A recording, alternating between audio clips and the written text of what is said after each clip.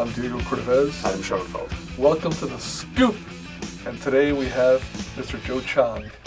And he finished third in the main event last year. And he really played well, and really aggressively and interestingly. And he was involved in some fascinating hands. One where he took a monumental bad beat and maintained his composure. And one where he made a play that could be called questionable, but could also be called brilliant, where the line is very thin. Yes. And which ultimately was decisive in terms of who won the tournament. So we want to talk about that in specific, but also his tournament strategy and background in general. So let's meet Joe.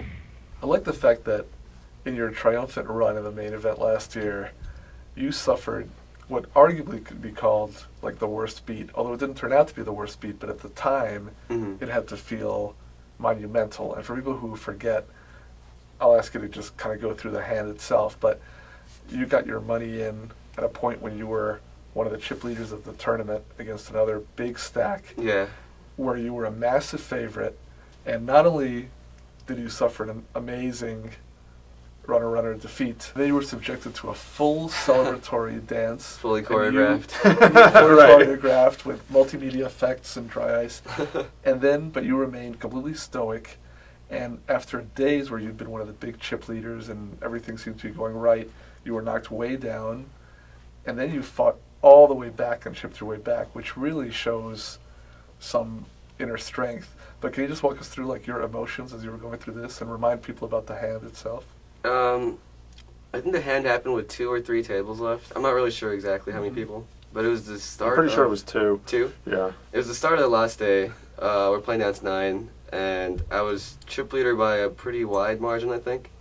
And Filippo Candio, who made the final table also, was, I think he was top 5 in chips also at the time. Right, that's what made it. Yeah, it made it a giant pot.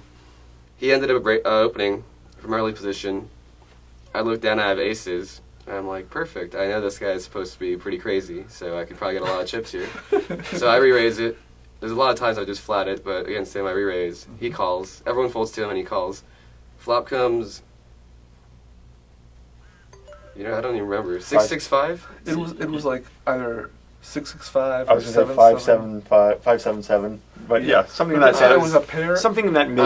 There was a pair and an undercard, which was the key. Because pair and undercard family. when you pair the undercard, exactly. then your 2 pairs no good if the guy's got an overpair, which factors into this. Yeah, so I think it was 665 with 2 clubs, maybe 1 spade, and he checks. You had 2 aces. I had 2 aces, pocket aces at the time. He checks. Yeah. I bet about 1.5 million, and he check raised to about 4.5 million. And I remember thinking he had about 8 million behind, and I was wondering if he would call if I went all in. And I decided that he wasn't getting away from an overpair there, which is what I kind of put him on, or a flush draw. So I went all in, and he ended up pretty quickly calling me off with 7-5 of spades. Okay, Yeah, on 665, 2 clubs. And it would have been for a monumental chip lead. I think second place had something like 20 million, and I would have had something like 40 plus million. And he's putting his whole tournament at stake here. Yeah, as a top 5 stack. And he's calling. You were right about the pair part, just not the overpair. Yeah, I didn't expect that to be in his range there at all. Yeah. So, It had to be a shocker to you because he's calling, and you figure once he's calling, he's going to have a stronger hand. As it is, catching a 7 doesn't really improve his hands. It doesn't improve at all, yeah. So he has at that to hit point, a 5 he has to hit a 5 What or were- some running cards. What can you remember your thoughts right at the moment when the hands are turned over? Did it happen too fast? I think when it turned over, I just remember looking at his hand and thinking, this is going to be the easiest day ever. Once I get that stack over this way, and I can just start pressuring all other short stack opponents, because the final table is such a big deal to everyone. You're figuring you might see a huge draw. You're going to have to hold before he off turns it 13 over, right. outs. Yeah, or and 14 I was thinking something. also, if I won this hand, I would have a bigger stack than Jamie Gold did right into the final table. And, I kind of had hopes of just going to the final table and just shoving all in every hand until I won. You could cruise from there. But then it came out 4 on the turn, I think 8 on the river. Ended up hitting a straight. This is where people, they do not really take into account their backdoor outs. It counts for a lot of outs. I mean, so many turns to improve. But as I said, the impressive thing to all of us who are watching is that, everyone. first of all, you did not react. I mean, not visibly. I'm sure you reacted internally, but you didn't visibly react. You just sat there as if saying, well, let's go on to the next hand. And I mean, there's no good that comes out of, reacting poorly to situations like that. I'd rather just, chalk it up to a cooler, kind of, in my head, and then just move on and hopefully build back up. even inside, of course, there's certainly no benefit of showing your emotions there. You've just gotten beat. Yeah. And you don't want anyone to think that now you're tilted or that now you're not playing your best game. But inside, were you just calmly saying, "I've been playing well. I'm just going to have to rebuild. I still have enough chips"? I was vomiting inside. Yeah. But at the same time, I was just thinking, put it behind me, not think about it. I don't want it to weigh on my, shoulders while I'm playing the rest of the whole, day 8 of the main event. So I just kind of ignored it and just put my headphones on. No headphones. Imaginary headphones on. Yeah. Pretended I just blocked everything out and just moved on. And then you certainly did not, from what I saw, evince any tilt. You just went back to your style and chipped up. Did you feel like you were able to resettle and forget the vomiting pretty quickly?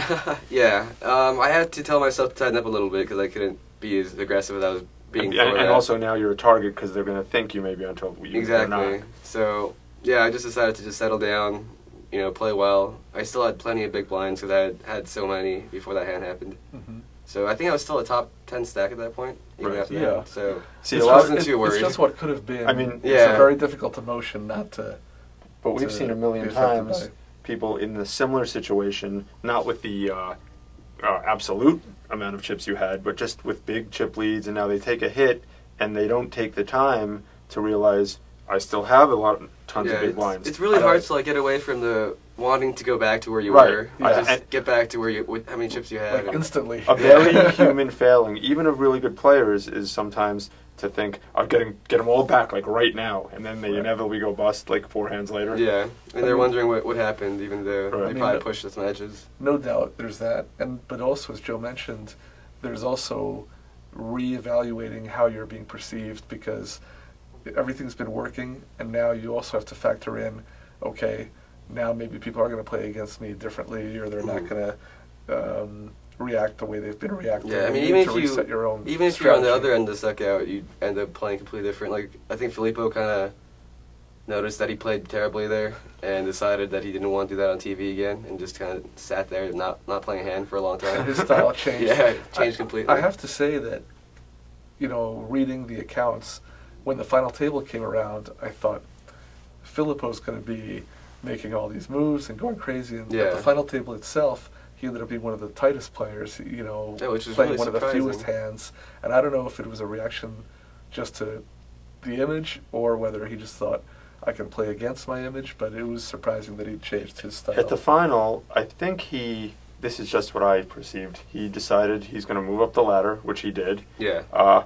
And quite a bit. he was not thinking of moving up the ladder when he moved it, when he called with the 5-7. but we saw a bunch of hands, even before day 8, where he was making what we would think were wild, not necessarily well thought out plays. I've definitely seen him play before in other events after the World Series also, and he's usually really wild. So Yeah. It was he told me later, because he said once he got the stack, he just decided there was enough money where he has to make it to the final table. Right. I mean, that's a reasonable life decision to make. Yeah, it really is. And so I don't blame it's a him. once-in-a-lifetime opportunity to be that far, so...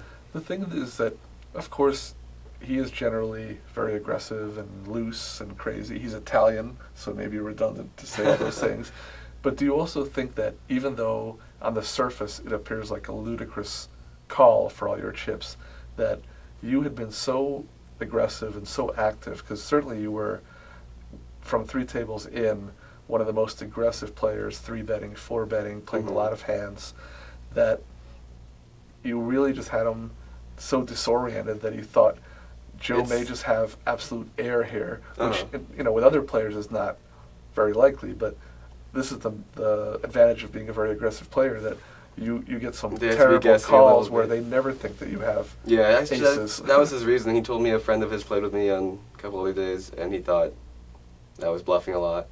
And I think it's probably a terrible call no matter what you think Even about it. if you're bluffing, your bluffing will still have good equity. But at the same time, it does kind of it's a statement to everyone else that you can't, you can't bluff him, and he's gonna call you. If Did you he bluff. tank for a long time, or No, he kind of. I said all in, and he looked over at his stack and looked back at me and said, "I called." It was really quick. Have you? I mean, I thought I was screwed when he like snap called like that. Yeah. Right. It's like here comes the six or. Yeah. You, I mean, it's difficult when you're reading the reports, like I'm reading the reports online or hearing about certain hands, because you don't have all the context, and it's not fair sometimes to evaluate because you don't know what's happened before or seen all the action. Had you played a bunch of hands against him where he's pretty loose, so you're going to have a lot of hands That was actually against the each first. other and where he'd been laying down? Well, that was actually the first day I've been at a table with him. So that was probably the first hour or two that I played with him. So there's no explanation, in other words. He says he had a lot of friends that played with me, but that's the only thing really. Now, when you got to the final table, I mean, you were by far the most active, most aggressive player. Was I? I thought.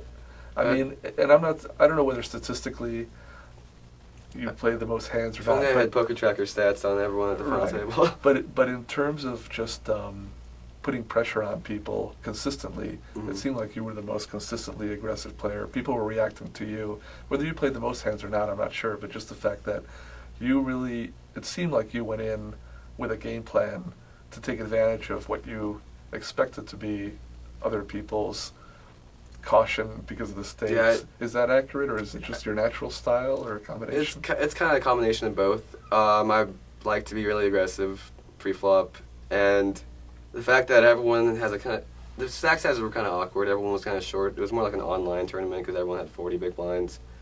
And the fact that we were playing for so much money, I didn't think anyone expected me to just come out firing. So I figured the best time to be bluffing was early on when I can't make hands, but I don't really need to because no one wants to get out in ninth place. Right. and you did chip up a lot. I was doing the ESPN3 commentary, and yeah, I don't know if you played the most hands, but the hands you played, you really played That's what strong. I mean, right. Right. You had people on the defensive most of the time. Oh yeah, you had several of the other non-tiny stacks where the guys who were shoving. Yeah. But you were playing pre-flop and post-flop. I think I got really lucky in a couple spots where people would have situations where they're just really stuck because there was one hand where Matt Jarvis raised like 3-bet with ace-10, and Dolan had pocket jacks, and it was just a spot where he just couldn't really do much. So I think I just got lucky that he didn't have queens, kings, aces there. Right. He had like jacks or tens where he'd just be stuck. Those kind of situations seem to come up a lot for me this summer. I mean, As you said, sorry, it occurred to me that John Dolan, who I consider to be a very good player, he was actually put in a really bad spot by being caught between you and Michael Mizrachi and Duhamel. Yeah. I mean, And the it's hands like he got were just, he had really marginal spots I mean, over and over. right. he just, and this is just in a way running bad because the exact seat he was in and the exact way the hands came, there was nothing he could do almost at all. Exactly, yeah. I think he made the right choice most of the time. Right. It still resulted in But he his still stack was dwindling. going down. Yeah. dwindling bit by There was bit. very little he could do there. As you point out too, the stack sizes were very beneficial to this style of play because if you've got a couple of huge stacks and a bunch of micro stacks, then it's tough because the micro stacks are going to want to get it in at They're some getting point. it in, and The big guys, you've got to. they're going to peel a lot of 3-bets. And Yeah, but when everyone's got kind of that medium stack, then they really have to think about whether they want to. yeah, then you're Get kind in there and, of, you're like when you re-raise them pre-flop, you're kind of telling them you got to risk your whole stack to play Yep. this hand.